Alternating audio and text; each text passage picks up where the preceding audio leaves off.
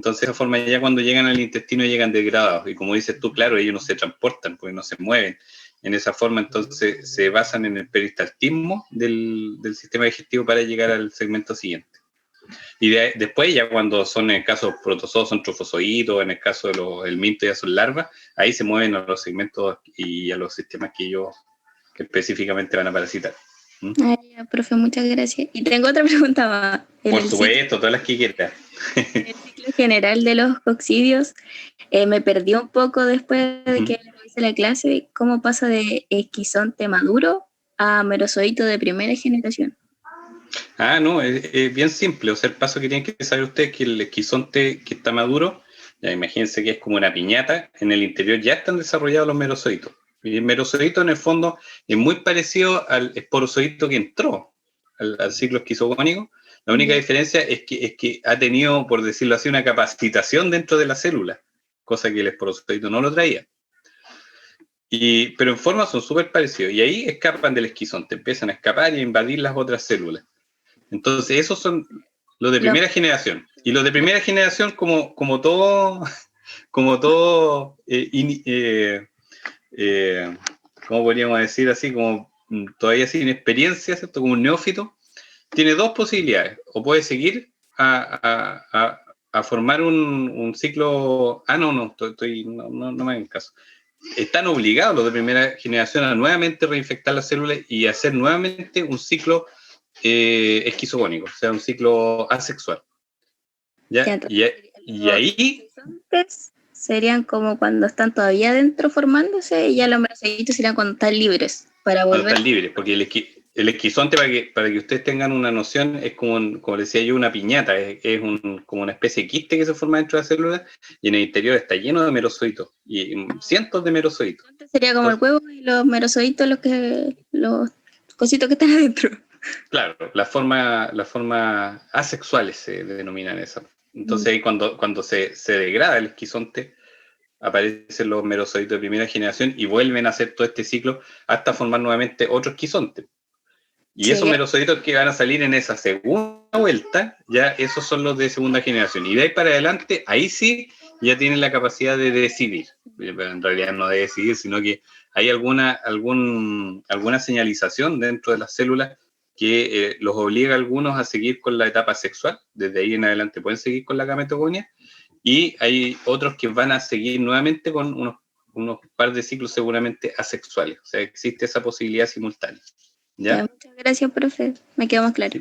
Ok, súper bien. Bueno, y está muy bueno que pregunten eso, porque el ciclo de las coccidas en realidad es complicado y eso uno lo que más tarda, claro, me hace, sí, en realidad cuesta, y a uno mismo como profe, al principio yo creo que cuando uno lo aprendió, lo vio por primera vez, no le quedó para nada claro. Entonces tienen que ustedes repasarlo, leerlo. Igual hay voy a ver si encuentro un buen, yo sabía que hay unos videos explicativos, así como bien dinámicos, en YouTube, y les voy a recomendar algunos, ya para que también complementen lo que se había visto en la clase. Ya, así que eso. Ya, si hay alguna otra pregunta, aprovechen antes que comencemos. De los nematodos, eso le quedó todo claro, ¿cierto? Si no, bueno, vamos a ir preguntando igual y mencionando algunas cosas también en la clase de hoy. Ya, así que lo primero voy a compartir la clase. Por ahí no sé, Claudio o Guillermo, ¿quién podría grabar la clase? Guillermo lo puede grabar, no tengo acceso. Ya, el problema es que a mí se apaga después el computador, entonces ahí me deja el archivo en la mitad. Así que a veces me resulta la grabación y otras veces no. ¿Tendremos a San Guillermo por ahí que nos salga? Nuestra ayuda tecnológica. Sí, es que... perfecto, muy bien. Ya que toda la Proactivo este conversación. cabrón, netamente proactivo. Ya, muchas gracias, Guillermo. Así que aquí vamos. Que tengo un problema con el computador, entonces si yo lo dejo de ocupar, voy a hacer cualquier cosa, se va a negro y después pierdo... No me termina de grabar el archivo. Así que... Y no he tenido tiempo para mandarlo a arreglar, entonces no le he dado descanso a este pobre. Es lo único que tiene, además. Claro, sí.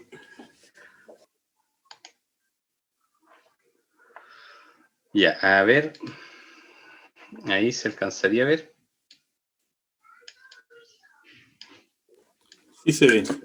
Ya, vamos a ir primero, sí.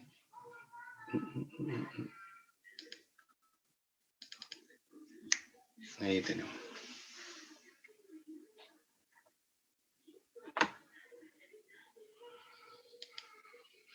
Ya, vamos a comenzar en esta oportunidad con los nematodos, ¿cierto? Ya vimos varias cosas sobre las generalidades en cuanto a la morfología, el ciclo de vida de los nematodos.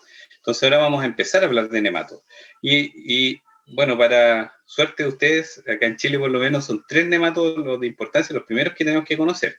Hay muchos otros que parasitan otros sistemas, hay algunos que son muy importantes también en lo que es parasitología, pero están en zonas tropicales, como los anquilostómidos, por ejemplo, o los estrongiloides, pero eso los vamos a ver como temas especiales, porque acá no es muy común ver eso, excepto que un paciente venga de afuera. Por lo tanto, vamos a partir con los nematodos que son realmente un problema acá en Chile, que son 3: el Ascaris, el Trichuris y el Enterobius. ¿Ya? Entonces, vamos a ver primero en este bloque lo que corresponde al Ascaris y Trichuris, lo que son las infecciones de la ascariasis y la trichuriasis o tricuriasis también, que les voy a dar un dato. Cuando uno menciona la CH en latín, estos nombres que son en latín, uno debería mencionarla como una K. Entonces el trichuris, trichura, que uno igual lo menciona, debería nombrarse correctamente como trichuris, tricura, ¿ya? Porque esa CH no existe. Entonces van a haber muchos parásitos como trichinella, por ejemplo, que se pronuncia triquinela, o Echinococcus, que muchos le dicen Echinococcus, debería ser Echinococcus, ¿ya? Entonces, para que tengan esa información ahí de cómo es la pronunciación de ese CH que viene en latín. Y para que no les parezca curioso, yo tenía un profesor que incluso lo que era chilensis se le decía quilensis, ya que esa era la forma correcta de nombrarlo en latín. Bueno, para el caso les voy a permitir, porque todos hemos conocido al tricuris como trichuri, entonces ya dentro de nosotros ya lo manejamos así que vamos a hacer como una especie de excepción, pero para que lo sepan igual. Bueno, siempre recordarles la clasificación morfológica, ¿cierto? Ya hemos visto protozoos como enteroparásitos, después tenemos los helmintos y finalmente los artrópodos, que los vamos a dejar un poquito de lado porque no van a ser motivo en este curso. Entonces vamos a mencionar, ¿cierto?, que los helmintos tenemos los nemátodos, que habíamos visto la semana pasada, y los platelmintes, que son estos parásitos planos. Les recuerdo, los nemátodos son cilíndricos, muchas veces se dice que son redondos, pero es porque cuando uno los corta, ¿cierto?, en sentido transversal, uno puede ver que son redondos. Pero si uno se refiere a ellos como un todo, ¿cierto?, como un organismo tridimensional, uno debería decir que son helmintos cilíndricos, ¿ya? Entonces ahí tenemos los nemátodos. A ver, voy a disminuir aquí esto, porque, a ver, ¿ahí lo ven mejor despejado? Se ve bien, Alejandro. Ya, sí, porque a mí me tapaba por lo menos la interfaz ahí de la cámara. Ya, y en esta ocasión vamos a ver esto, los nematodos o nematelmintos. Entonces vamos a ver que la mayor parte de estos nematodos, al menos lo que corresponde al Ascaris y al Trichuris, ¿cierto?, al Trichuris, ellos son parásitos que tienen un ciclo de tipo monoxénico, o sea, necesitan solamente a un hospedero, y en este caso es el humano. Ellos no parasitan a otros animales, a otros mamíferos, por ejemplo, así que solamente se encuentran al humano, por lo tanto el humano es el transmisor para otros humanos. La vía, que es el lugar anatómico en donde se produce la infección, ¿cierto?, sería la vía oral. Estos son por un mecanismo, ¿cierto?, que vamos a ver ahí en un momento. El hábitat sería el intestino, vamos a decir así nomás, porque hay uno que está en el intestino delgado, que es el Ascaris, y el intestino grueso, que está el Trichuris. Y el mecanismo en este caso sería el fecalismo. Si ustedes se fijan aquí, además aparece el ambiente, en donde estos nematodos tienen la forma de huevo larvado como elemento o forma infectante. ¿Ya? Ellos tienen que estar en un estado de larva dentro del huevo. El huevo se mantiene dentro del medio ambiente como una forma de resistencia y se desarrolla una larva, y ahí el huevo recién es infectante. Y por lo tanto, como hay una contaminación que es de tipo fecal, ¿cierto?, el mecanismo de infección es el fecalismo. Ya, porque uno a veces, así como entre la jerga, uno dice, ya, el fecalismo es comer caca, pero la verdad eso no es así, ¿ya? El fecalismo es una contaminación, ¿cierto?, que se produce en el ambiente o en algunos elementos a través de la materia fecal, y se contaminan los elementos, pero uno no está consciente de que está comiendo caca. En cambio, comer caca así de forma consciente, que sería a lo mejor para nosotros un problema psiquiátrico o algo así, se define como coprofagia, y eso existe, por ejemplo, en los animales. Los animales a veces, bajo ciertas condiciones, voluntariamente consumen caca y eso se denomina coprofagia. Pero el fecalismo es algo que ustedes están ingiriendo materia fecal, pero no saben, no están conscientes de que la están ingiriendo porque no se ve, ¿ya? Por lo tanto, ahí hay una contaminación. Como un poco para despejarle la duda sobre ese concepto. Ya, ¿preguntas hasta acá? Antes de proseguir.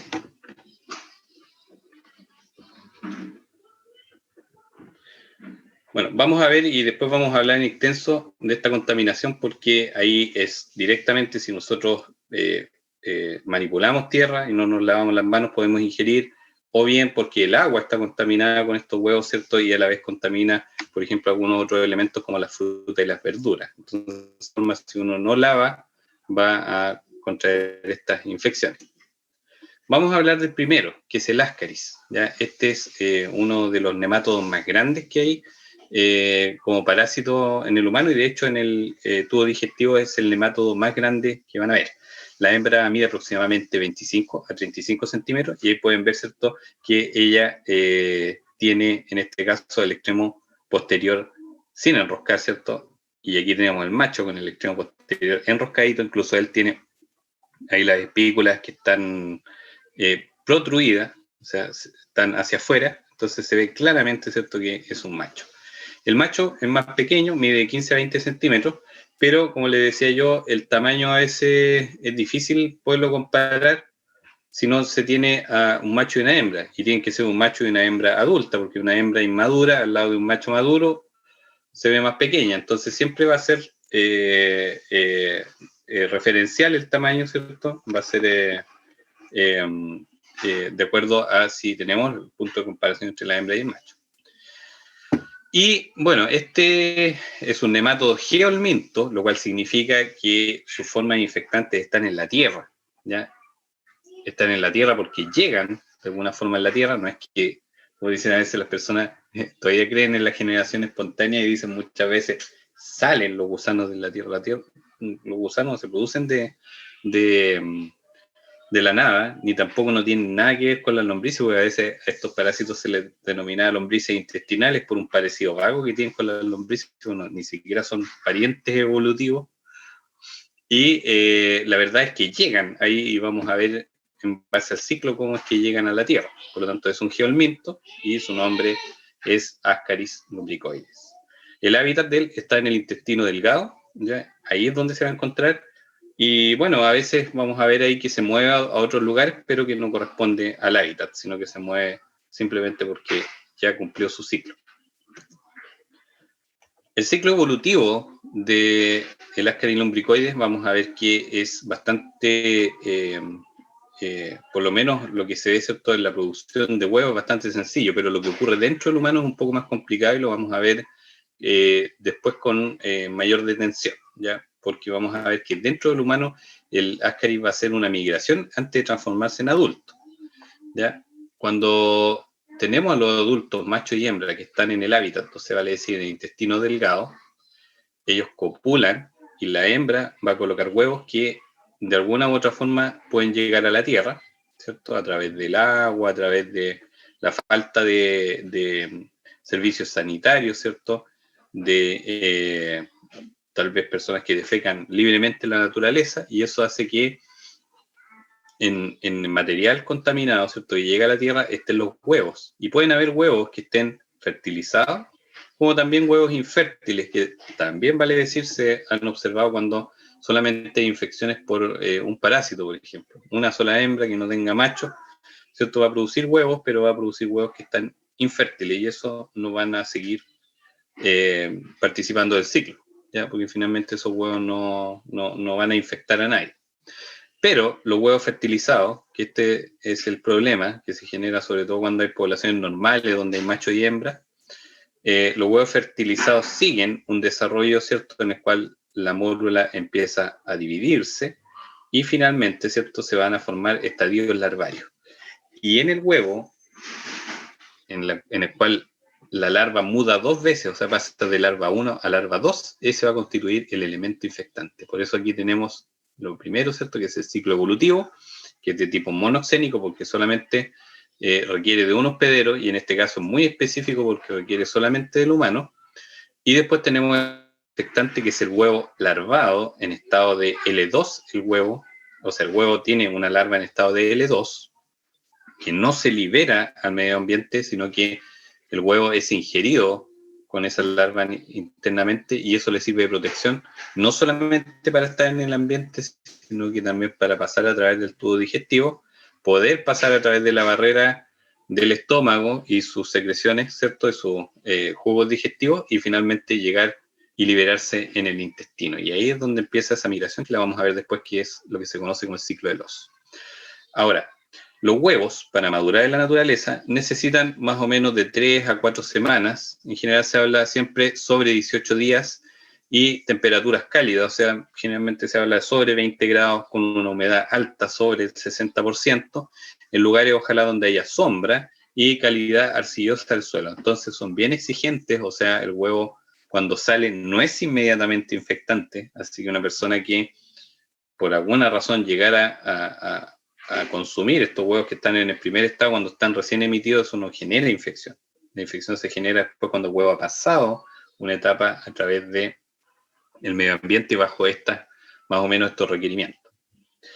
Entonces, además de eso, el mecanismo de infección es el fecalismo, pero acompañado, ¿cierto?, de este factor que es la geofagia. O sea, no solamente el fecalismo así reciente, sino que tiene que ser un fecalismo acompañado con esta maduración del huevo. Por lo tanto, normalmente la asimilación de estos huevos es por alguna contaminación, pero a través de la tierra, ya no a través directamente de la feca solamente. O sea, imagínense una persona que tenga ascaris y sea manipulador de alimentos y no tenga buenas medidas higiénicas en el baño, por ejemplo, si está transmitiendo estos huevos a la comida de los comensales, ¿cierto?, que están alimentándose de esa comida, parece muy asqueroso, pero en realidad no van a producir infección, porque todavía le faltaría pasar todo ese proceso. Pero, por ejemplo, un niño que juegue en la tierra y hayan huevos de ascaris contaminando el medio ambiente, sí tiene la posibilidad de infectarse, porque si no se lava las manos, ¿cierto?, sobre todo las uñas sucias y la mano sucia, puede ingerir huevos, ¿cierto?, que están ya en la tierra y que están infectantes. Ahora, el periodo prepatente, les recuerdo que es del periodo que ocurre desde que se inicia la infección, desde que el elemento infectante ingresa, ¿cierto?, a través de la vía oral, hasta que aparecen los primeros elementos de diseminación, que serían los huevos, va entre 8 a 12 semanas aproximadamente, ¿ya? Y el periodo patente, que sería cuánto dura el parásito produciendo huevos, desde que empieza a producir huevos hasta que termina de producir huevos, es aproximadamente de 20 meses, y eso significa entonces que la hembra se mantiene produciendo huevos ese periodo, ¿ya? Después ya generalmente muere, pero antes de morir a veces se da una vuelta de turismo por ahí, por algunos órganos, y ahí genera también algunos problemas que vamos a comentar ahí. ¿Preguntas hasta ahí? Profe, ¿y el huevo larvado cuánto tiempo Sí. dura en el medio ambiente? Ah, muy buena pregunta. Sí, son muy resistentes porque tienen una cubierta, si se dan cuenta aquí, es un huevo bien particular porque de hecho tiene como unos pétalos, así unas florcitas, y esos no es una cubierta lisa, sino que tiene esa estructura que se llaman mamelomas o mamelones, ¿ya? Y esos son engrosamientos de una glicoproteína que los protege y eso los mantiene. Se habla entre 1 año a 2 años más o menos, y las condiciones que tenemos nosotros acá, sobre todo si los huevos quedan expuestos en la humedad y a bajas temperaturas, los huevos pueden superar el año. Entonces se habla entre 1 o 2 años aproximadamente en buenas condiciones de temperatura. Muchas ¿Ya? gracias, profe. Así que ojo, porque ahí pueden permanecer, ¿cierto?, las infecciones durante mucho tiempo. Bueno, aquí la patogenia la vamos a ver, o sea, cómo produce el daño, la vamos a ver en base al ciclo que hace dentro del humano. Aquí vamos a explicar solamente lo que ocurre dentro del humano, y ahí es donde se produce la mayor cantidad de daños por parte del parásito que está produciendo la infección hasta llegar a su etapa adulta. Entonces esto es lo que se denomina el ciclo de Loss, ¿ya? No es una sigla, sino que Loss era el apellido de un científico que investigó sobre todo bastante sobre nematodos, entonces en honor a él le pusieron el nombre a este ciclo. Y cuando se ingiere el huevo larvado, ¿cierto? Aquí aparece el huevo larvado que tiene esa larva 2 y es ingerido, la L2, una vez que traspasa la barrera del estómago, es liberada y cuando está en la mucosa duodenal, lo que hace es introducirse en la mucosa. Y ahí pasa a la circulación portal, a la circulación del hígado. O sea, imagínense, intestino, ¿cierto? Anatómicamente, toda la irrigación que va del intestino hacia el resto, ¿cierto?, del sistema vascular, pasa primero, es recogida por el sistema porta, se va al hígado. Pero por el hígado ellos pasan directamente a través de los sinusoides y van a caer a la cava. Imagínense que es como una especie de, ¿cierto?, como esos juegos que hay en Fantasyland, ¿cierto?, que tienen tubo y tienen agua. Entonces la larva se deja arrastrar a través de la circulación, llegan a la cava, de ahí pasan a través del corazón derecho y la arteria pulmonar finalmente los impulsa hacia los pulmones. Miren a dónde llega la larva. Llega a los pulmones y ahí recién ocurre el paso de L3, ¿ya? Y esas atraviesan el parénquima hasta llegar a los alveolos, ¿cierto? Y los alveolos también los atraviesan a través del endotelio y pasan nuevamente a mudar y se forma la L4. Esa L4, que normalmente ya está en el lumen del alveolo, migra hacia el árbol respiratorio. Pensemos de los alveolos, tenemos después los bronquiolos y después los bronquios, ¿cierto? Entonces, a medida que va pasando, se va alimentando de la secreción y todo eso, y finalmente son expectoradas, estas L4, y deglutidas. Muchas veces incluso de L4 pasan a un periodo intermedio que es el L5, en toda esta migración que hacen a través de los bronquios y finalmente la tráquea. Y cuando son expectoradas, muchas de ellas a veces aparecen y son como ascaris en miniatura, ¿ya? Sin embargo, la mayor parte de las larvas que suelen verse en los expectorados son larvas microscópicas que todavía están en el estado de L4, no son todavía esos preadultos, ¿ya? O pueden ser como ascaris adolescentes, sino que son todavía larvas, entonces no se observan. Y bueno, y es típico que los expectorados, muchas de las personas a veces eliminan los expectorados, ¿cierto? Los escupen, pero hay muchos que también degluten los expectorados, entonces, sobre todo los niños, ¿cierto? Y ahí, en ese deglutido donde van las larvas, esa larva va a llegar al intestino y como ya tiene varias mudas de la cutícula, y la cutícula, ¿se acuerdan que hemos dicho que los nematodos los protege de los medios que son, podríamos decir, medio inclementes, como el mismo caso de los jugos gástricos? Entonces, les permite pasar a través del estómago y llegan al intestino, y cuando están ya en el intestino completan su desarrollo a adultos. Y ahí los adultos no se adhieren a la mucosa, sino que en el ascaris, igual que un pececito, se mantiene nadando en contra de la corriente del intestino y se encuentran en el lumen. Y ahí también en el lumen se van a encontrar los machos y las hembras, que ya van a madurar, ¿cierto? Cuando están maduras copulan y la hembra empieza a emitir huevos. Y ahí también, para que vean todo lo que ocurre, ¿cierto?, en el humano, hasta llegar a la producción de huevos, ¿cierto?, que van también a ser parte del ciclo. ¿Alguna pregunta hasta acá? ¿Alguna duda que les haya surgido de todo esto?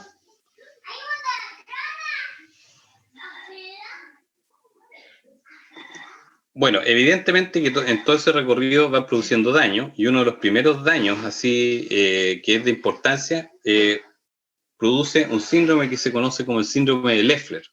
Ya, el síndrome de Leffler es una neumonía de tipo eosinofílica producida por las larvas, ¿cierto?, que rompen o dañan el endotelio de los alveolos pulmonares al momento de atravesarlo. Entonces eso genera la mayor reacción por parte de el hospedero, y eso va a generar toda esta inflamación, ¿cierto?, y la migración de eosinófilos después de que evidentemente se generen las señales para que estas células lleguen a ese lugar.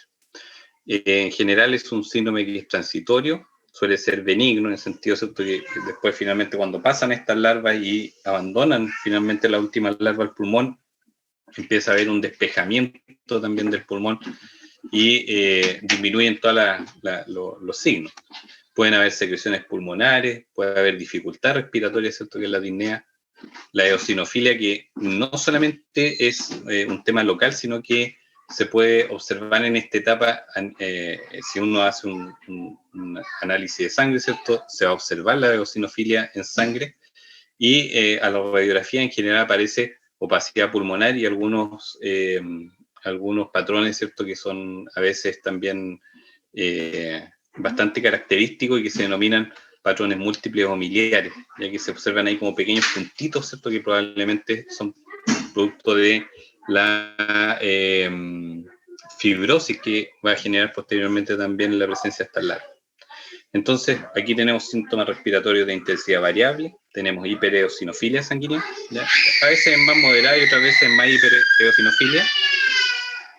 En la radiografía de tórax aparecen estos patrones muchas veces o infiltrados pulmonares, y la resolución de este cuadro toma alrededor de 1 a 2 semanas, ¿ya? Es probable que cuando las personas se analizan estos expectorados, ¿cierto?, pudieran aparecer eventualmente larvas, sobre todo estado de L4, y también lo que se conocen como los cristales de Charcot-Leyden, ¿cierto?, que habíamos visto en la coccidiosis, ¿se acuerdan? Y que es el resultado de la degradación de los eosinófilos cuando ellos ya ejecutan su acción, ¿cierto?, se rompen y liberan estos cristales que son cristales eosinofílicos y que tienden a tomar una forma muy parecida como un diamante, ya que lo habíamos visto ahí o en realidad es como una aguja, ¿cierto? Así como son como más alargados, pero siempre con un aspecto medio romboidal. Entonces eso es probable que se encuentre en esa etapa, ¿ya? Cuando ya el Ascaris pasa al intestino y está como adulto, ya no está involucrado con el tejido, sino que está en el lumen, por lo tanto no desencadena la reacción eosinofílica que desencadena cuando está en el pulmón. Entonces son dos etapas que son muy diferentes en la detección, ¿cierto?, de la ascariasis. O sea, en esta etapa solamente lo que veríamos sería eso, y eventualmente, si uno revisara expectorados, a veces se ven y otras veces no se ven ninguno de estos elementos. ¿Preguntas hasta acá?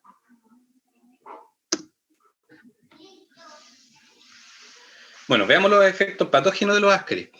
Los efectos patógenos, vamos a ver, ¿cierto?, de acuerdo a los efectos que ustedes conocen, pueden ser producto de varias acciones. Una de las acciones que genera este parásito es la acción espoliatriz, que es la acción, ¿cierto?, de sustracción de nutrientes, que suele ser inespecífica. O sea, al Ascaris le sirve todo, entonces él, estando en el lumen, se alimenta de todo lo que va alimentándose también el hospedero, y además de eso son nutrientes que todavía están en una etapa así como cruda.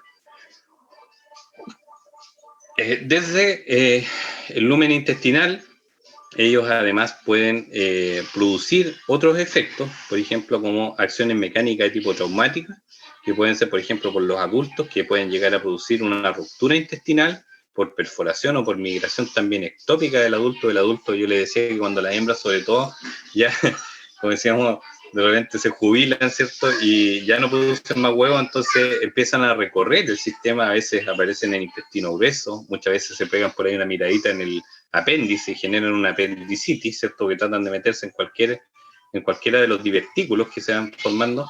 O también un cuadro que suele ser también frecuente, que está reconocido, es, por ejemplo, las ascariasis hepatobiliares. O sea, encuentran la abertura del colédoco y migran dentro de la abertura del colédoco y empiezan a meterse hacia los conductos biliares, ¿ya?, que es una migración totalmente aberrante, se puede decir, del Ascaris, porque no es una locación normal de encontrarlo, pero que se encuentra cuando el parásito explora otros lugares que no corresponden. Y por supuesto también, que también es mecánico y es traumático, la migración de las larvas a través del pulmón, porque van rompiendo el tejido, ¿cierto?, de forma mecánica.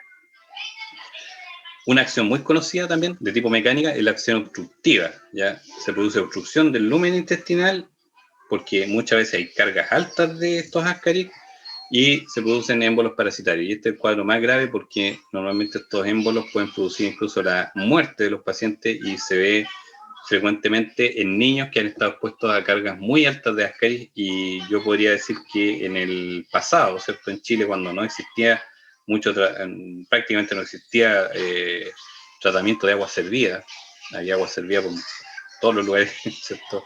Sobre todo los lugares cercanos a la ciudad, se regaba la verdura muchas veces con agua servida, que es mucho más frecuente que hoy día, y además de eso había poco baño, poco alcantarillado, entonces eso hacía que la prevalencia de estas infecciones fuera muy alta. Ahí se veían muchas veces estos cuadros, eran mucho más comunes de ver los cuadros de obstrucción intestinal. Los niños jugaban en la tierra frecuentemente, por lo tanto ingerían una cantidad muy alta de estos huevos y finalmente se producían estas infecciones muy altas.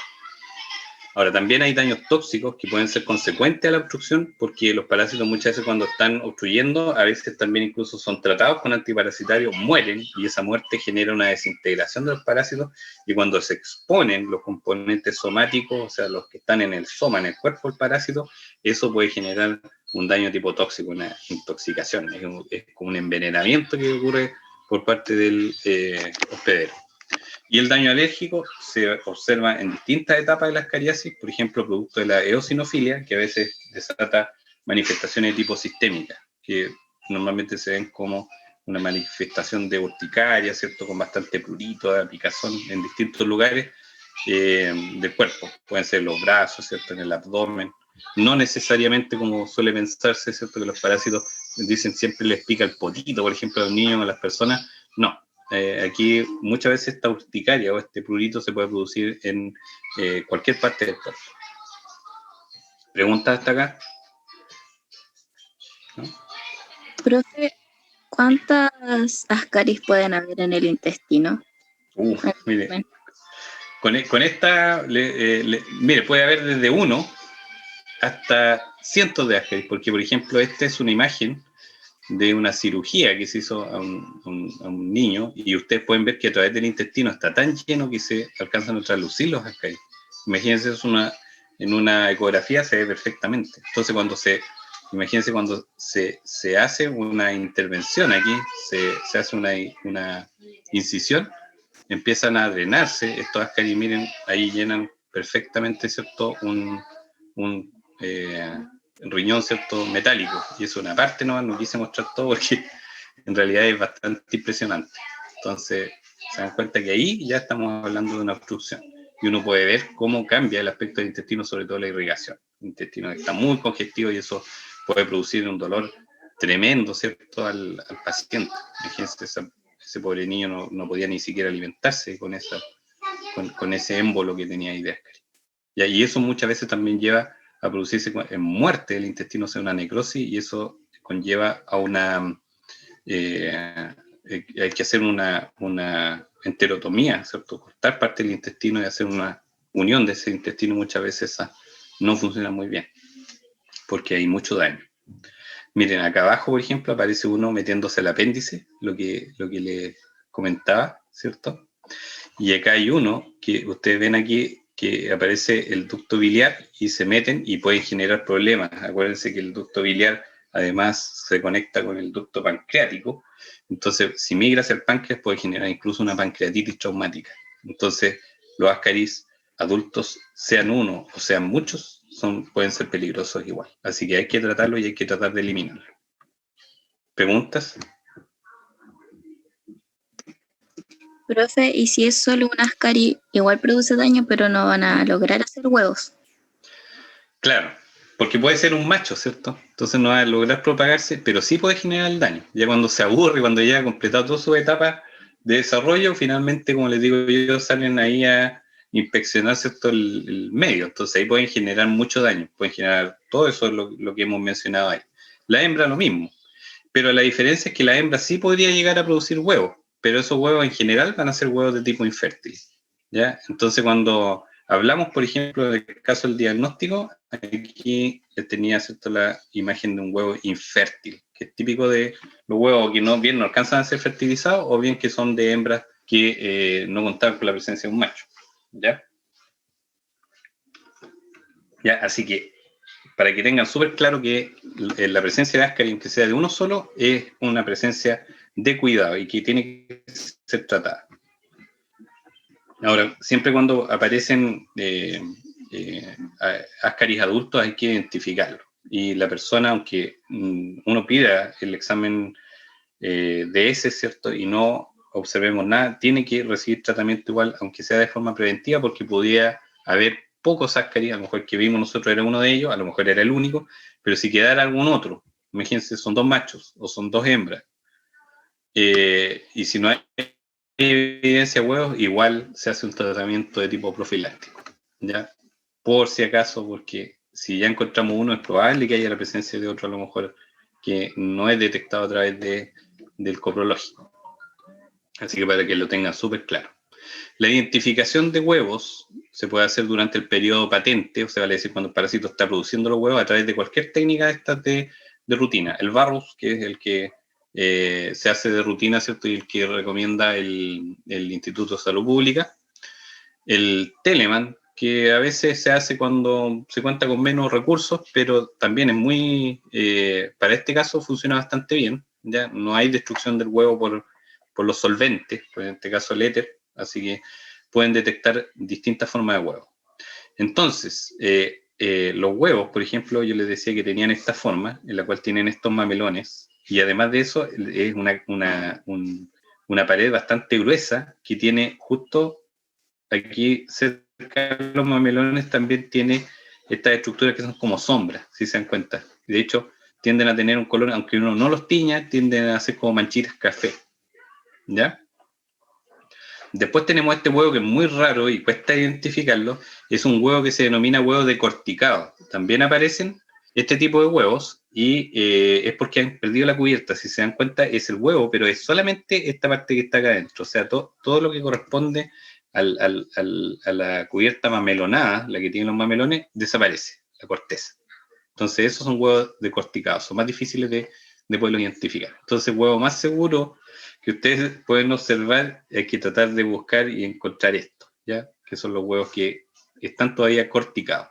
Ahora, estos huevos lo más probable es que estén fértiles, porque se ve cierto que el embrión, incluso este que está decorticado, también se nota que aquí está todavía en formación la mórula embrionaria. Pero este huevo que aparece acá, que ya no se ve la mórula embrionaria y se ve completamente relleno, en el interior muchas veces se ve totalmente negro o café acá, y más alargado, de hecho, es un huevo infértil, ya un huevo que ya no inició un desarrollo de la larva interna, ¿ya? Así que eso es para que tengan en consideración cuando uno diagnostica los huevos. Ahora, ¿qué es lo que además puede aparecer? Pueden aparecer adultos, que también hay que identificarlos. Pueden haber juveniles, ya que son todavía acepto como los adultos, pero más en miniatura, y eventualmente, como les decía yo, en algunas ocasiones, como en el caso de los expectorados, podría a lo mejor ubicarse una larva, y las larvas se ven bastante bien por microscopía, ya esas no se ven a simple vista, sobre todo en larvas en el estadio L3, L4, la L4 que es la más común que van a ver a través de las secreciones respiratorias, podría observarse, ¿cierto?, en este tipo de muestras. En el indirecto, que es poco usado, en realidad se producen reacciones cruzadas, entonces no es algo que esté muy disponible, porque en general los Ascaris se buscan activamente también por algunos análisis complementarios, como el caso, bueno, en el hemograma podríamos ver eosinofilia y en la primera etapa, en la etapa pulmonar, pero hay otros complementarios como de lo que corresponde a imágenes, como la endoscopía, radiografía, ¿cierto? Que ellos muchas veces se hace un sondaje y se encuentran a veces con el minto, ¿cierto? Adultos, sobre todo en el lugar. Entonces, también muchas veces con los sistemas que tienen, sobre todo los endoscopios, se extraen parte de los adultos que están produciendo problemas. Ya, ¿preguntas hasta acá? Profe, si se Dígame. quiere hacer un diagnóstico, pero son solo Ascaris macho, ahí se ocuparían complementarios, porque no habrían huevos. Sí, en general serían exámenes de tipo complementario, ya, porque ahí habría que sugerir, tal vez me faltó ahí la ecografía, ¿cierto? Porque en la ecografía se ven perfectamente, ¿ya? Por ejemplo, si uno viera que la persona estuvo con antecedentes de dolores cólicos, ¿cierto? Se le hizo coprología y no aparece nada. Lo segundo que se le hace en general es un examen también complementario, que en este caso sería una ecografía, ¿cierto? Para ver si hay alguna alteración. Y ahí en esos exámenes también puede observarse la presencia de un Ascaris. Los Ascaris son bastante grandes Entonces, no se pasan por alto en un examen de ese tipo. ¿Mm? Muchas gracias, profe. Bueno, ahí para que les quede súper claro, ¿cierto? El huevo, y esa es una de las formas que uno lo ve, ¿cierto? Con ahí un poco de detrito hacia la orilla, ¿cierto? Y más o menos pensando que es un huevo que mide aproximadamente entre 40 y 45 micras, aproximadamente. Ya es un huevo de gran tamaño, así que no cuesta mucho de identificarlo, y sobre todo si está con esta corteza que es irregular, que la hace muy distinta a los huevos de otros helmintos, de otros nematos. ¿Mm? Deme un momentito. Bueno, ahora vamos a ver lo que corresponde a la tricuriasis, o también llamada antiguamente tricocefalosis. Y todavía hay algunos libros que lo llaman así porque antiguamente el trichuri, o tricura, era conocido como tricocéfalo triquiura, ¿ya? Entonces todavía se adopta ese nombre de tricocefalosis. Esta es una infección producida por un nemato geolminto también, entonces aquí ya hay una similitud con el ascaris, y este es el que se denomina Trichuris trichura. ¿Ya? Lo vamos a dejar así nomás, vamos a dar permiso para mencionarlo con la CH. ¿Ya? El extremo anterior es muy delgado, si se dan cuenta parece casi un pelo, y es el extremo anterior, ¿ya? Para que les quede súper claro. El extremo posterior es un extremo grueso, por lo tanto, por ejemplo, aquí se puede ver la hembra, ¿cierto? Y este enroscadito de aquí es el macho. ¿Ya? El macho igual suele ser un poquito más pequeño que la hembra, ahí están las medidas, ¿cierto? La hembra de 3,5 a 5 centímetros, o sea, a pesar de que es finito, es bastante largo, o sea, se puede ver a simple vista, y el macho mide de 2 a 2,5 centímetros, un poco más chico. El hábitat, principalmente intestino grueso y principalmente el ciego, porque también en algunas ocasiones se puede encontrar en el colon. En realidad le gusta ahí, ¿cierto?, a él estar en el intestino grueso, ¿ya? Ahora, el mecanismo, el ciclo evolutivo, primero, ¿cierto? Vamos a ver que es bastante sencillo, también más sencillo que el del ascaris, porque en realidad, ¿cierto?, el trichuris se instala en el intestino grueso, ahí madura, y ahí finalmente se aparea y elimina huevos, ¿cierto?, en el caso de las hembras. Entonces, las hembras, vamos a ver que eliminan huevos hacia el exterior, y este huevo, al igual que el del ascaris, por eso también es un geolminto, tiene que madurar en la tierra. Entonces ya ahí, como ven, el mecanismo de infección es exactamente el mismo, y las condiciones en general en que están los trichuris, ¿cierto? Los huevos en el ambiente son muy similares a los del ascaris. Entonces a veces ocurre que se pueden producir infecciones simultáneas por ambos parásitos porque están en las mismas locaciones geográficas, con los mismos requerimientos de incubación de los huevos, y además con los mismos mecanismos de infección. Entonces, ¿se dan cuenta? Entonces, podría existir la posibilidad, y nosotros de hecho tuvimos la otra vez, nos llegó un caso en donde había un niñito que había eliminado ascaris, pero además al hacerle el coprológico se descubrió que tenía huevos de trichuri, o sea, tenía una infección mixta. O sea, intestino delgado ocupado por el ascaris, intestino grueso por el trichuris. Entonces, cuando se ingieren estos huevos, pero la gran diferencia es que el huevo no está larvado en etapa de L2, sino que en etapa de L1, esa L1 que está dentro del huevo, es ingerido el huevo, pasa a través del estómago, y cuando llega al intestino delgado, la larva eclosiona ahí, en el intestino delgado, y ahí realiza la primera muda, ¿ya? Y a medida que va mudando la larva, va migrando hacia el intestino grueso. Cuando llega al ciego, en general ahí se produce ya el cambio a L4 y después la maduración ya a un adulto. Entonces tenemos que este ciclo también es monoxénico y muy específico, porque este trichuri solamente afecta a los humanos. El elemento infectante sería el huevo larvado con una L1 en su interior.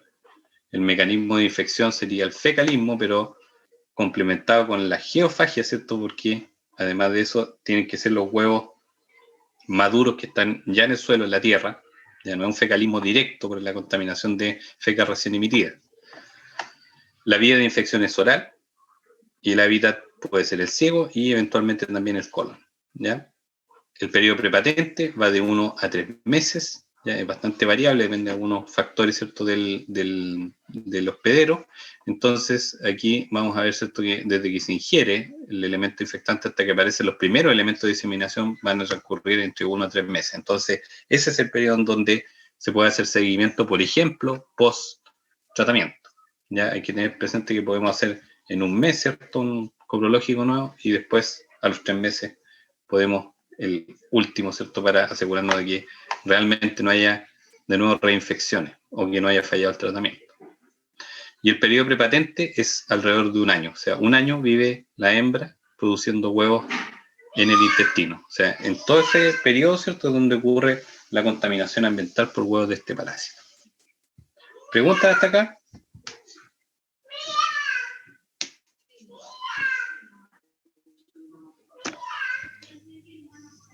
Ya. ¿Sí, no? Ah, ya. Vamos a ver la... ¿Ah? Ninguna. Ya. Ok. Ya, bueno, vamos a ver la patogenia igual en base a cómo va progresando este parásito dentro del intestino, ¿ya?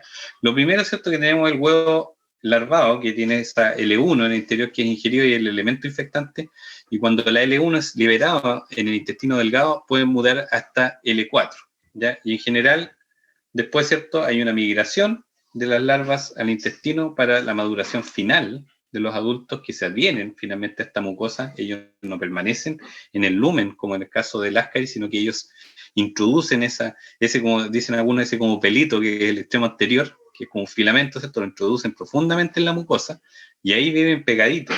Y ahí es una gran diferencia con el Ascaris, que se mantiene nadando, ¿cierto?, en el lumen. Entonces, ahí ellos empiezan a ingerir sangre, porque ellos son muy parecidos, ¿cierto?, a la alimentación que tiene la sanguijuela.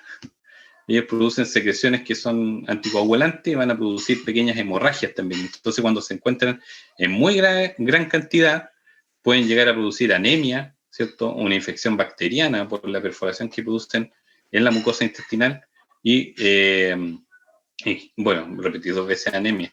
Y también eosinofilia. ¿Ya? Eosinofilia porque ellos están en relación con el tejido, con la mucosa, y eso desata también una reacción de eosinófilos. Y además de eso, los adultos copulan, ¿cierto?, hembras con machos, y las hembras finalmente van a eliminar huevos hacia el exterior.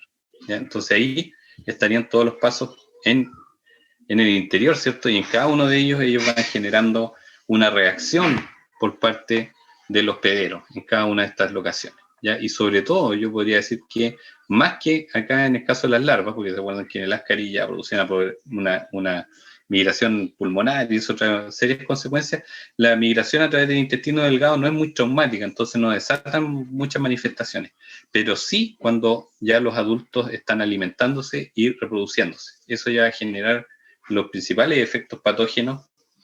Y aparte de eso, todo esto puede generar una diarrea, ¿ya? Porque todas estas, cuando son infecciones de tipo masiva, pueden cambiar la configuración de la mucosa, también producir inflamación, y eso va a generar algunos eventos, ¿cierto?, que van a terminar finalmente en diarrea.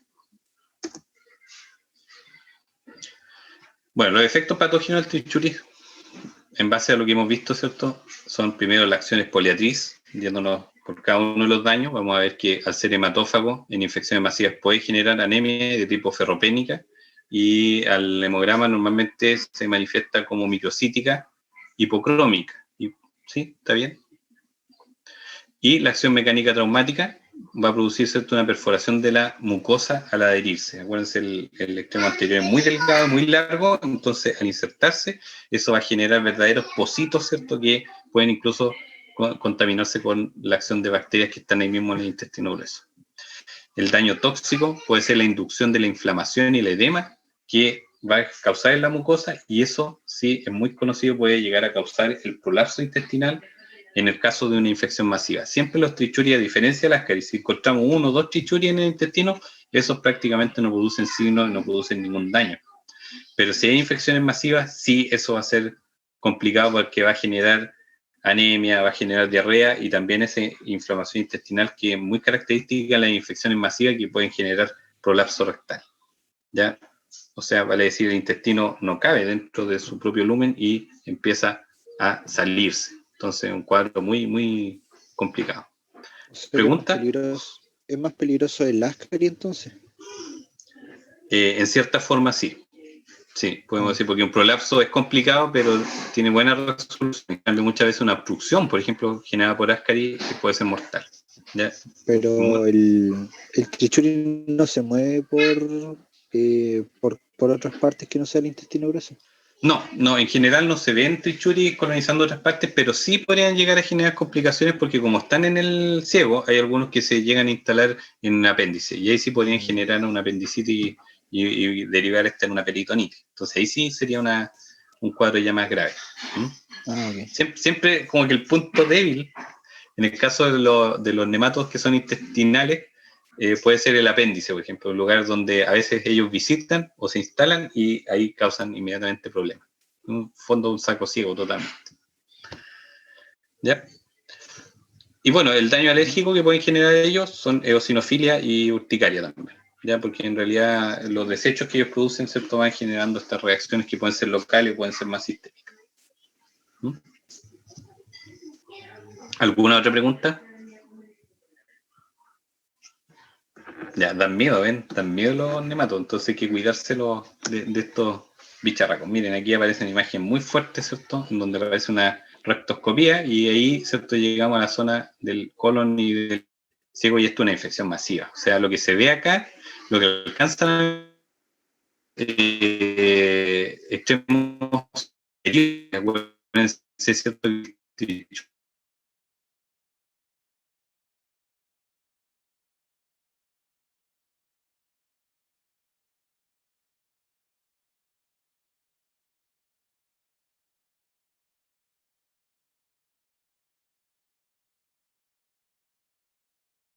¿cierto? Con mucha hemorragia y son pacientes que fallecieron por eso, porque es un cuadro que es muy raro de ver.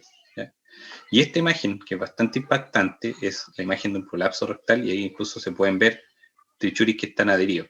Y eso no significa que el trichuri esté en el recto, ¿cierto? Es muy difícil. Lo más probable es que eso sea parte del colon, que está también prolapsado. Entonces es muy complicado a veces cuando se produce este cuadro. ¿Ya? ¿Preguntas igual de esta imagen? Profe, con verlo me surgió una duda Sí. sobre el proceso reproductivo de triquiura y tiquiura. Porque Sí. como se adhieren, son bastante Sí. estáticos. Y más Sí. encima se ven de que están separados. ¿Cómo es que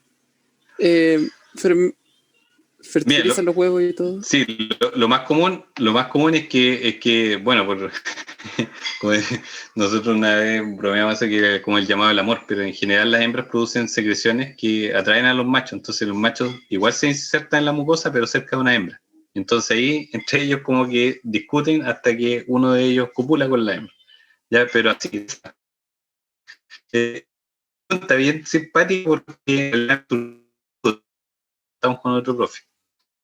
Y claro, y lo hacen ahí, copulan estando adheridos, pero acercándose en el primer paso, cuando se van a adherir, ¿cierto? Se encuentra la hembra. En general, las hembras son las que emiten,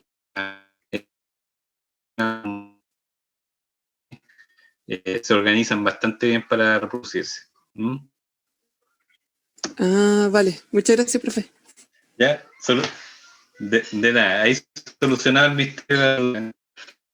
Bueno, la citología se manifiesta en infecciones con cargas parasitarias altas, ¿ya?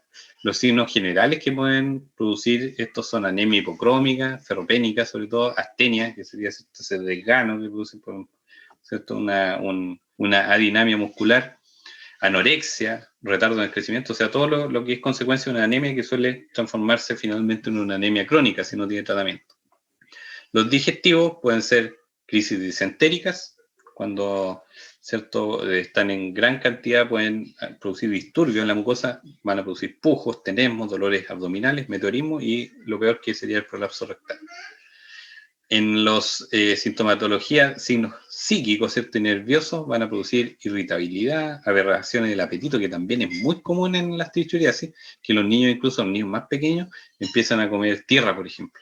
Y eso además puede contribuir a que se sigan reinfectando. Entonces, para que vean que el mecanismo que genera este parásito es todavía más, mejor planeado de lo que uno cree. Pero en general la pica no es para que ingiera más huevos, es algo totalmente incidental. Lo que pasa es porque normalmente empiezan a bajar la reserva de hierro, fósforo, entonces se busca esos minerales probablemente por un impulso que es natural en otros elementos que no son normalmente alimenticios. y principalmente ocurre con la tierra. A veces comen papel, comen acerrín los niños, entonces hay varias cosas ahí extrañas que se producen. Son en realidad aberraciones del apetito, es lo que se llama la pica. Y alérgicos pueden producir urticaria y prurito, ¿cierto? Y eso también es común de estas nematodiasis. Ahora, el diagnóstico clínico, y aquí tienen resuelto el misterio, ¿se acuerdan del icono que tienen en el grupo de WhatsApp? Ahí está, el huevo de Trichuri, ¿cierto? Que es uno de los huevos más bonitos que hay de los nematos, porque es un huevo con forma de limoncito, ¿cierto? Tiene una cubierta muy lisita, y eso les voy a explicar por qué es importante observarlo, y tiene estos dos tapones polares o tapones albuminoideos, ¿ya? Que mantienen cerrado, ¿cierto?, el huevo, y que estos se caen una vez que son atacados por los componentes de los ácidos gástricos, y eso permite que la larva se libere después cuando llega al intestino. ¿Por qué interesa que esta cubierta no tenga ningún diseño? Porque hay otro parásito que no es común en las personas y suele ser más común en otras áreas geográficas, que es la capilaria, que hay varios géneros y que tienen como unas rayitas aquí, unas estriaciones en la pared, y eso hace que el huevo, que es muy parecido al huevo de la capilaria, uno lo pueda distinguir del huevo de Trichuris. Ahora, aparte del diagnóstico clínico, que es lo que hemos hablado de la sintomatología, de forma directa, igual que en el caso del ascaris, ¿cierto? Para que vean que tiene muchas similitudes, uno lo puede hacer en la identificación de huevos durante el periodo patente, o sea, cuando las hembras están produciendo estos huevos a través de barros, a través de Telemann, ¿ya? Se puede hacer también identificación de adultos, si llegan a tener la posibilidad de adultos, sobre todo post-tratamiento, porque son más difíciles que se eliminen antes de que completen su periodo prepatente, o sea, su periodo patente. Y eventualmente también larvas, ya que están todavía migrando a veces en el intestino delgado y pueden aparecer a veces por diarrea. ¿Ya? También es una posibilidad, pero es una posibilidad muy escasa. ¿Ya? Lo más que se utiliza es la identificación de huevos y la identificación de adultos. ¿Ya? El indirecto es poco usado también porque produce reacciones cruzadas, igual que el ascaris, y los complementarios lo mismo. O sea, el hemograma, vamos a ver eosinofilia, y aquí, a diferencia del ascaris, cuando tenemos una trichuriasis ya que es intestinal, el hemograma va a demostrar que hay eosinofilia alta, ¿ya? A diferencia del ascaris, que ya cuando se vuelve intestinal no levanta eosinofilia. En la endoscopía, ¿cierto? También se pueden ver, como habían visto en las imágenes, ¿cierto? Radiografía podrían verse alteraciones, pero no se nota mucho los parásitos, pero sí podrían también por ecografía también localizarse alguna alteración intestinal que a lo mejor nos podría dar alguna pista que fuera trichuri. Pero el trichuri ya en estas imágenes no es tan nítido como en la ascaris, ¿ya? Y finalmente biopsia, que prácticamente eso no se hace, pero en la biopsia podrían aparecer, por ejemplo, los adultos en la mucosa. Bueno, la epidemiología tanto de la ascariasis como de la trichuriasis, vamos a ver que son enteroparasitosis cosmopolitas, están distribuidas en todos los países del mundo, pero sobre todo es muy dependiente del saneamiento ambiental, o sea, países que tienen mal saneamiento ambiental, caso de África, Latinoamérica, muchos países de Asia, y el estrato socioeconómico bajo, que muchas veces va encadenado, ¿cierto? Esta falta de saneamiento ambiental, falta de agua también, y una serie de cosas que se ven en ambientes de mucha pobreza, puede hacer que las infecciones todavía sean muy prevalentes, ¿ya? Son más frecuentes en climas cálidos, como los climas tropicales, ahí donde ocurre la mayor parte de estas parasitosis y ocurren todo el año. ¿Ya? En climas templados, como el caso de nosotros, las infecciones ocurren principalmente en primavera, verano, y desde ahí uno empieza a contar la cuenta regresiva hasta llegar al periodo prepatente, ¿ya? Y normalmente en otoño a veces ya, o incluso durante el mismo verano se están manifestando. Acá depende cuán tardía o cuán temprana haya sido la infección. En clima frío normalmente es muy difícil que ocurra. Ya en climas fríos todo el año, por ejemplo, climas polares o circumpolares. Los hábitos están relacionados con la manipulación del suelo, eso es súper importante. Jugar, por ejemplo, en el caso de los niños con tierra, jardinería, agricultura, eso si no va acompañado con elementos de seguridad o con un buen lavado de manos y de uñas, eso puede producir problemas. Lo mismo también la onicofagia, que es la manía de comerse las uñas. Eso es muchas veces causal directa de infecciones por estos parásitos. Los huevos son altamente resistentes en el medio, lo que habíamos mencionado más de un año, y los eventos climáticos como las inundaciones y terremotos muchas veces exponen mucho más la presencia de estos parásitos porque ahí hay problemas con el saneamiento ambiental. ¿Ya? ¿Preguntas hasta acá?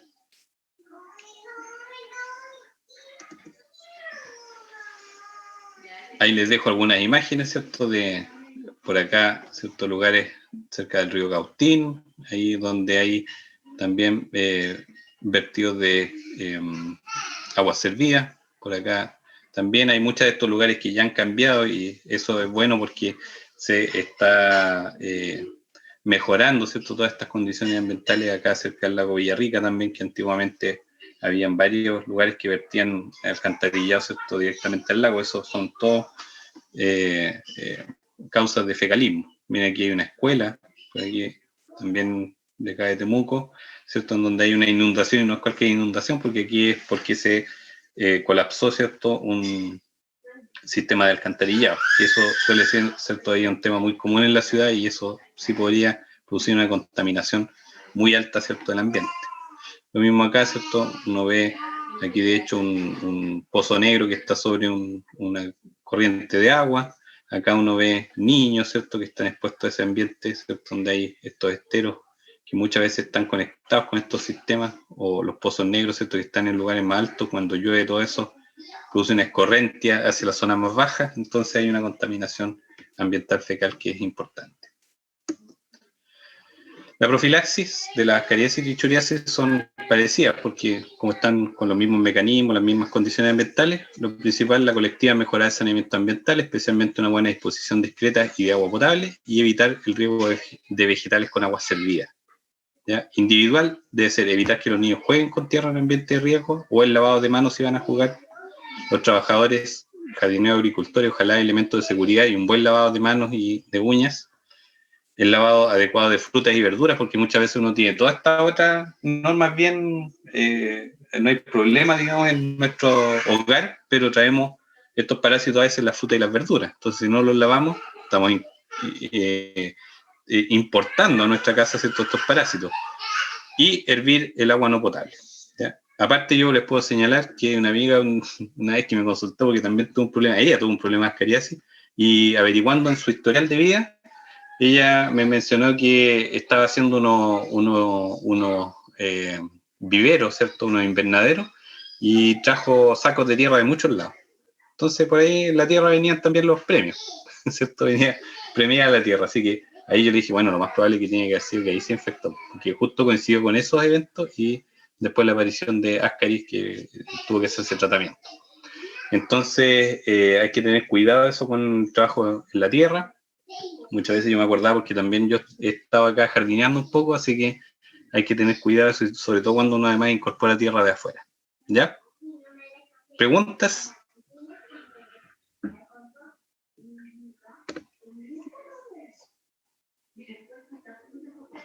Ya, vamos. Si no hay preguntas, entonces pasamos al último, que sería el Enterobius, que es el último de los nematodos que vamos a ver. Díganme Pero si se... Sí, dígame. Ah, sí, el tratamiento, tiene toda la razón. Aquí me salté una diapo. Sí, el tratamiento, más que porque ustedes no van a prescribir el tratamiento, pero es muy conveniente que se conozca. Muchas gracias por avisarme. El principal que se usa y el más fácil de encontrar es el albendazol. Y la verdad que el albendazol es de elección porque es activo contra larvas y adultos. ¿Ya? En el caso de las larvas migrantes del Ascaris, por ejemplo, en el pulmón, las destruye igual. Y a los adultos también.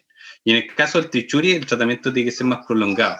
Porque en el fondo piensan que incluso el Ascaris está consumiendo el albendazol directamente del lumen intestinal. Pues se alimenta ahí en el lumen. entonces lo mata inmediatamente. Y además de eso, la vendasol pasa a la sangre, así que si las larvas están por ahí en lugares irrigados al pulmón, también las puede liquidar.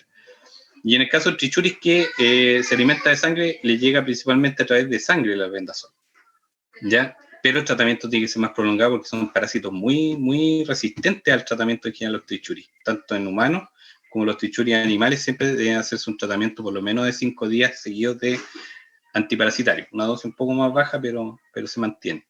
Y por eso, yo digo que es importante el diagnóstico, porque muchas veces eso va a determinar cuál es la elección para el caso del médico del tratamiento a seguir y cuál va a ser el protocolo del tratamiento, ¿ya? Siempre se dice que los tratamientos antiparasitarios son unidosis, pero no todos los tratamientos son así. Hay algunos que deberían hacerse más prolongados, como en el caso del trichuris. En el caso del mebendazol es menos activo contra las larvas de Ascaris lumbricoides, pero sirve sí para los Ascaris que están en el intestino, y también sirve bastante para trichuris, pero en tratamientos prolongados. Y el Phamoetes pirantel solamente sirve en ascariasis intestinal. Por eso es ideal, por ejemplo, para las embarazadas que llegan a presentar Ascaris, porque no se absorbe. El pirantel se lo comen todos los Ascaris porque están comiendo ahí, ¿cierto? Como chanchitos ahí en el intestino. Entonces se comen todo el pirantel y eso los mata in situ. Ya para el trichuris no sirve, pero si se identifica esto y hay una persona que no puede, por distintas razones, o piensa también que hay una persona que tenga problemas hepáticos, que no pueda metabolizar la vendasol, el Phamoetes pirantel puede servir. Y es más escaso de encontrarlo. Prácticamente no se encuentra. Ya, ¿alguna consulta hasta ahí?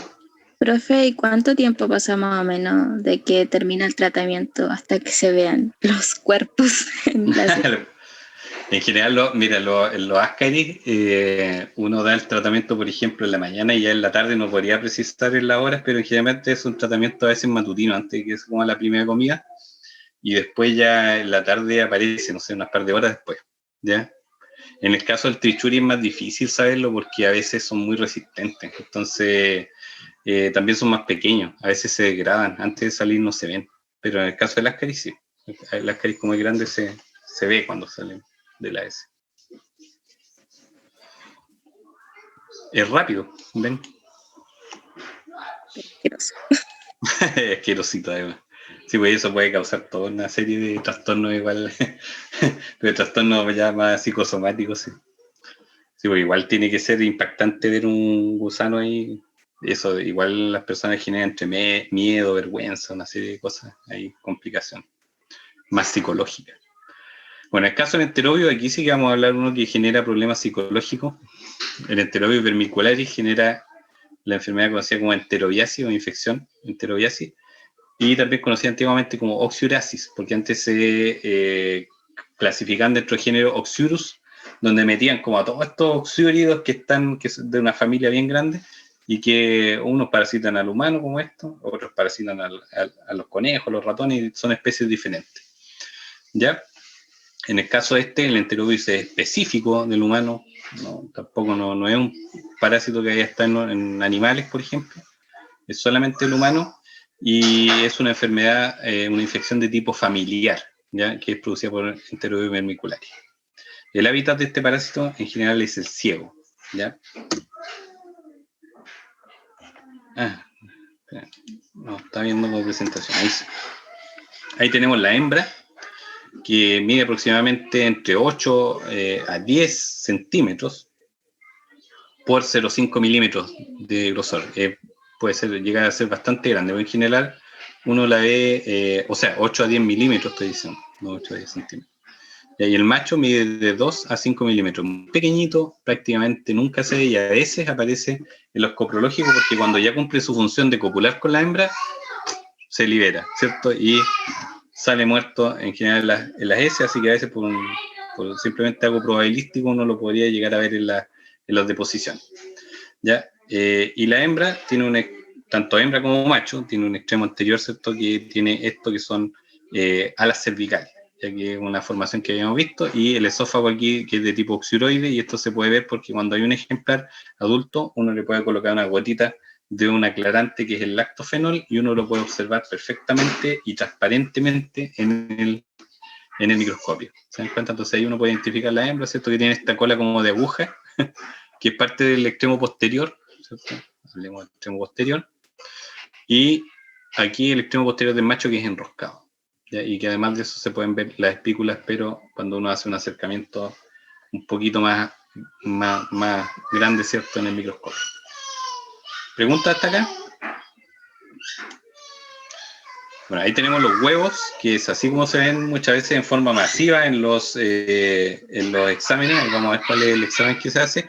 Y hay que observarlo muy bien porque de cerca a veces podría aparecer una gota de agua. Y como se toman a través de una cinta adhesiva, de un scotch, ¿cierto? A veces uno piensa que son burbujas que quedaron dentro del scotch. Entonces hay que mirarlo muy bien porque tiene una forma muy particular como una D.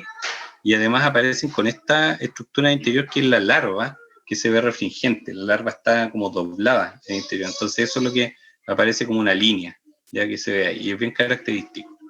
Ya parece que fueran como unos platitos así, vistos de perspectiva, ya, pero hay que ver bien esto porque la forma es bien característica. Entonces, ahí hay un detalle del huevo, ¿cierto? Ahí aparece la larva doblada, si se dan cuenta, ahí está la larva, ¿cierto? Que está doblada en el interior, ahí hay un esquema, ¿cierto?, que muestra lo mismo, y hay una parte del huevo que es relativamente plana, ¿cierto?, que sería, ¿cierto?, esta que es aplanada, ¿cierto?, una parte de la superficie, y hay otra que es bosa, ya, o sea, tiene como una joroba, ¿ya? Y eso le da ese aspecto muy parecido como una D. No es un huevo tan regular así, ovalado, o un huevo que sea redondo. Entonces, el periodo prepatente de este parásito, o sea, desde que ingerimos, ¿cierto?, el elemento infectante que sería huevo larvado, hasta que se eliminan los primeros elementos de diseminación, que generalmente pueden ser nuevamente huevos larvados, porque te larva sumamente rápido, a diferencia de los otros nematodos. Tenemos, ¿cierto?, que son aproximadamente un mes, ya, todo este recorrido. Y, por lo tanto, una reinfección debería tardar nuevamente ese periodo. El periodo patente, o sea, vale decir la esperanza de vida de los adultos, es cerca de 2 meses, ¿ya? O sea, el periodo en que se mantiene la hembra colocando huevos, ¿ya?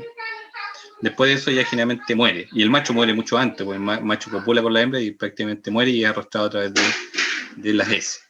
Entonces también lo que hay que tener presente es que los huevos la hembra no los libera en el intestino, sino que la hembra sale en la noche y en la zona perianal, o sea, alrededor del ano, produce una secreción muy parecida como una gelatina y ahí los huevos quedan adheridos.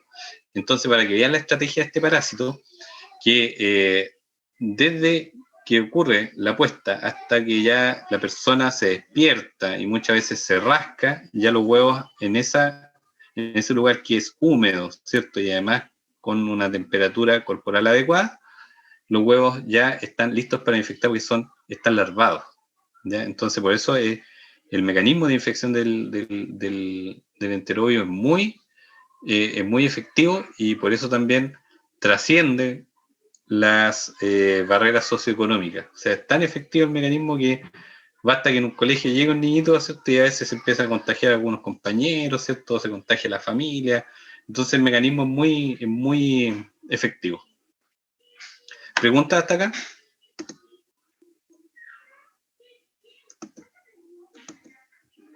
Bueno, ahí vamos a ver, por ejemplo, el ciclo epidemiológico, que la persona puede tener huevos en la zona perianal, y en general, ¿cierto? Esos huevos van a quedar adheridos, por ejemplo, en la ropa, en las toallas, ¿cierto? Piensen en toda la ropa íntima, sobre todo, ropa interior. Y bueno, aquí hay una de las formas de diseminación más comunes, que es normalmente la persona que está parasitada siente mucho prurito en la zona anal, se rasca y con eso ya en la mano aparecen los huevos y puede contaminar el ambiente que lo rodea. Y eso lleva a que estas infecciones sean de tipo familiar, o sea, la familia se ve afectada generalmente y por eso los tratamientos también deberían ser familiares. Ya hay una infección ambiental. ¿Y qué es lo que siguen contribuyendo todas las personas? Es a eliminar huevos nuevamente.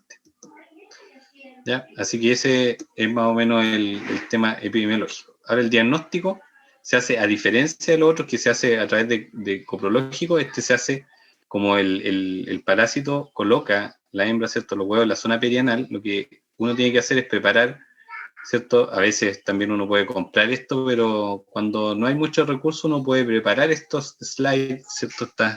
Estos portaobjetos con cinta adhesiva. Ojalá sea cinta transparente, ¿cierto? Para poderlo ver bien a través del microscopio. No le pongan esa cinta masking.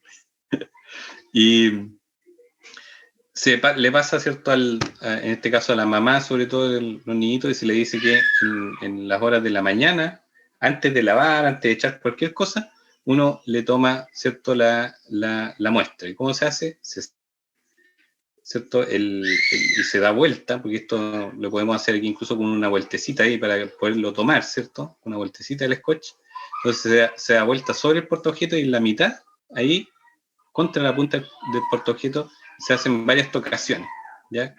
Por eso es ideal que lo hagan los padres, ¿cierto? Nunca ustedes se ofrezcan a hacer eso porque ahí hay problemas, ¿cierto? Después pueden entrar en un problema legal, ¿ya? Así que se le pasa y se pasa una bolsita también porque ese elemento es muy contaminante, ¿ya? Y por eso aquí que aparece esto, ¿qué crítica le harían a esta foto ustedes?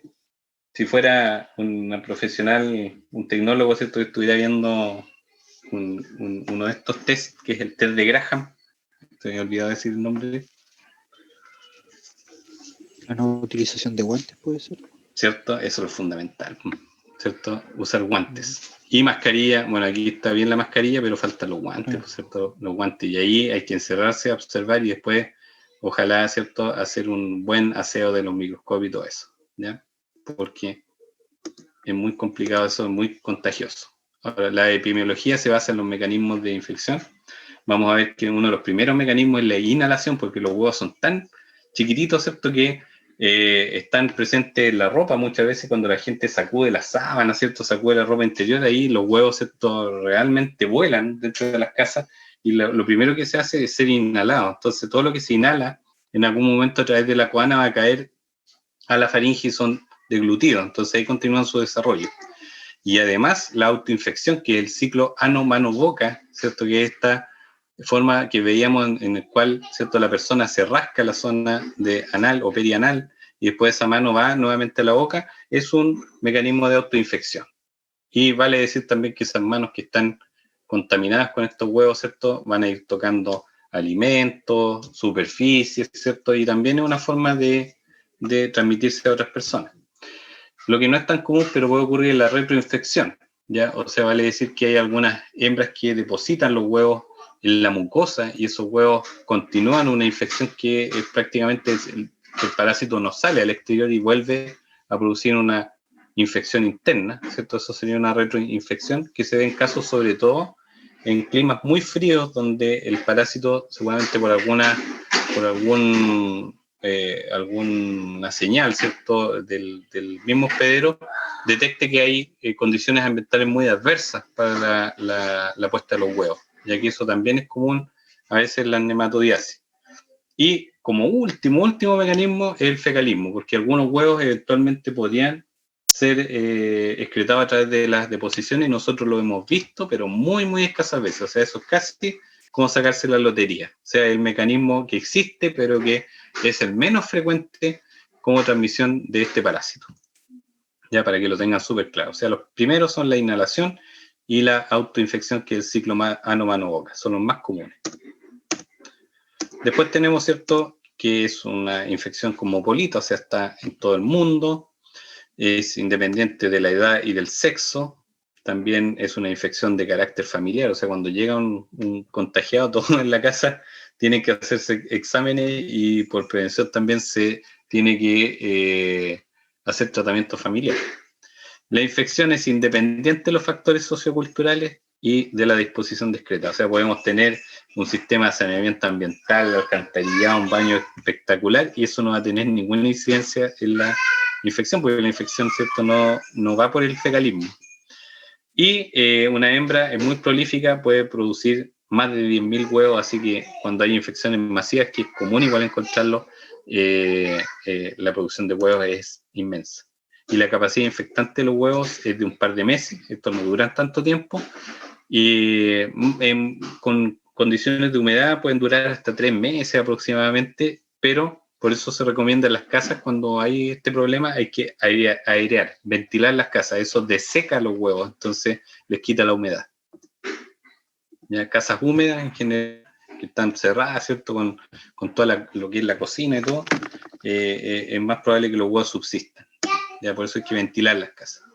En caso de las acciones patógenas, dice que hay acciones patógenas traumáticos, tóxicas y alérgicas. Ya no existen lesiones graves ocasionadas por el parásito, pero en ocasiones este parásito también podría producir migraciones a otros órganos, lo mismo que habíamos mencionado los otros, como el apéndice, y a veces sucede que también las niñas o las mujeres pueden migrar, ¿cierto?, a través de la vagina, ¿cierto?, y generar vaginitis, incluso viajar mucho más adentro. Se han comunicado casos donde han encontrado incluso ascaris o sea, enterobios que han pasado, ¿cierto?, a través de la tuba ovárica, ¿ya?, el oviducto, ¿ya? Entonces eso es complicado.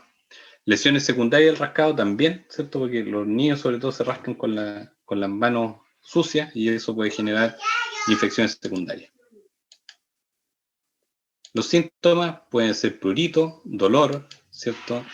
La invasión genital produce una serie de otras alteraciones, como también producir, en las niñas puede producir secreciones vaginales, ¿cierto?, que son sospechosas.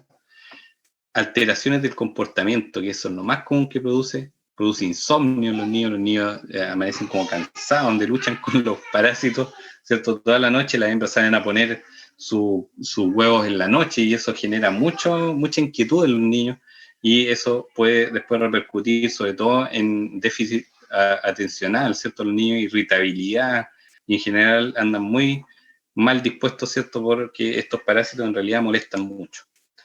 Y las reacciones alérgicas pueden ser también un tema bastante común, sobre todo las alergias que son más localizadas, sobre todo por la acción que tienen las hembras en la zona perianal, y además de eso que la gelatina, esa como sustancia gelatinosa en que ellas van adhiriendo los huevos, al secarse produce una reacción también alérgica y eso hace que asegure que la persona se va a rascar y esos huevos van a después de esparcirse por todos lados.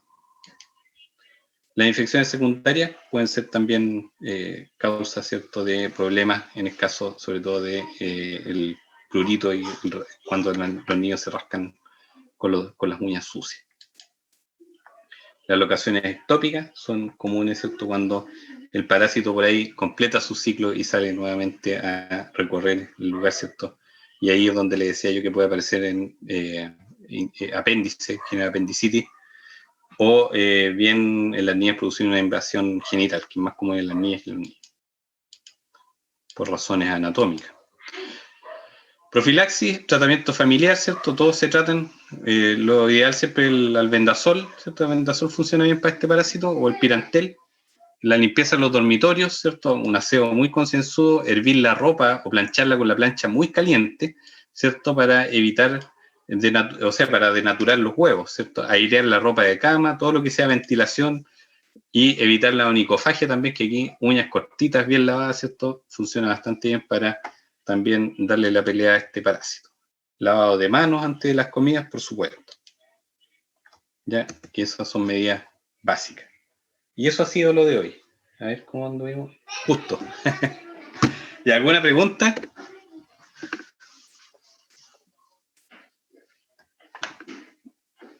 ¿Alguna duda? ¿Cuál fue el principal Ya. tratamiento del albendazol? ¿Se adquiere con receta médica? ¿O no es necesario? Sí, es mejor con receta médica, porque algunos piensan que el albendazol es casi como un complemento alimenticio, pero cuando hay problemas, sobre todo hepáticos, o por ejemplo el niño, hay que dosificar eso. Así que tiene que ser con prescripción médica. Así que lo ideal es tener en la mano los exámenes y ahí al médico, ¿cierto? Puede ser incluso el médico familiar, el médico CEFAM, ¿cierto? Pero que tiene que ser un médico que recete, ¿cierto? Prescriba el antiparasitario adecuado. Okay. Así que para que vean que tienen solución, pero pueden producir daño antes de lo que uno se dé cuenta. Entonces esa es la gracia, ¿cierto? Poder conocer estos parásitos y saber también dónde se pueden cortar los ciclos y cómo se pueden prevenir. Y además lo que les interesa a ustedes, el diagnóstico, ¿cierto? ¿Qué es lo que hay que ver como elemento de diagnóstico en estos parásitos? Así que espero que les haya gustado esta maratón, fue bien larga, pero también espero que les haya servido mucho para poder tomar conciencia acerca de estos parásitos. Así que ya nos estaremos viendo, ¿cierto?, en una próxima. Así que le agradezco mucho, y por ahí a Guillermo también le agradezco que nos haya grabado, así que pedirle después que nos suba la clase, ¿ya? Me gustó la clase, pero me voy sin apetito. Le va a pasar con todas las clases, después cuando